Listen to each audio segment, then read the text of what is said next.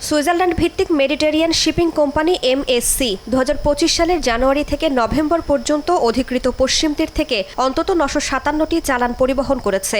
যুক্তরাষ্ট্রের আমদানি ডেটাবেজে পাওয়া লিডিং বিল অনুযায়ী এর মধ্যে 529টি চালান ইউরোপীয় বন্দর দিয়ে ট্রানজিট হয়েছে। এর মধ্যে রয়েছে স্পেন থেকে 390টি, পর্তুগাল থেকে 115টি, নেদারল্যান্ডস থেকে 22টি এবং বেলজিয়াম থেকে 2টি চালান। সংবাদ মাধ্যম আল জাজিরা ও প্যালেস্টিনিয়ান ইউথ মুভমেন্টের যৌথ অনুসন্ধানে উঠে এসেছে এমন তথ্য। চতুর্থ জেনেভা কনভেনশন লঙ্ঘন করে দখলকৃত পশ্চিম তীরে অবৈধ বসতি গড়ে তুলেছে ইহুদিরা। এডেনবার্গ বিশ্ববিদ্যালয়ের আন্তর্জাতিক সম্পর্কের শিক্ষক নিকোলা পেরুজিনি জানান, এসব বসতি থেকে আসা পণ্যের বাণিজ্যিকীকরণ কার্যত অবৈধ দখলকে সমর্থন করে। তৃতীয় বিশ্বের রাষ্ট্রগুলোর এমন বাণিজ্য সম্পূর্ণ নিষিদ্ধ করা উচিত বলে মনে করেন তিনি।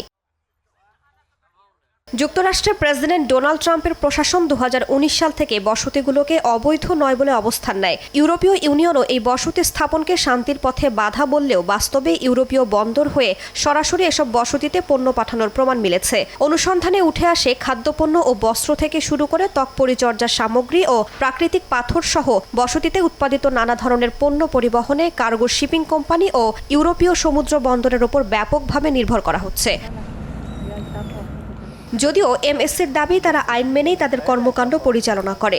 MSC একটি ব্যক্তি মালিকানাধীন প্রতিষ্ঠান। এর মালিক ইতালীয় ধনকুবের জিয়ান লুইজি আপ্পান্তে এবং তার স্ত্রী রাফায়েলা আপ্পান্তে ডায়ামান্ত। রাফায়েলা 1945 সালে তৎকালীন ব্রিটিশ শাসনাধীন প্যালেস্টাইনের হাইফা শহরে জন্মগ্রহণ করেন।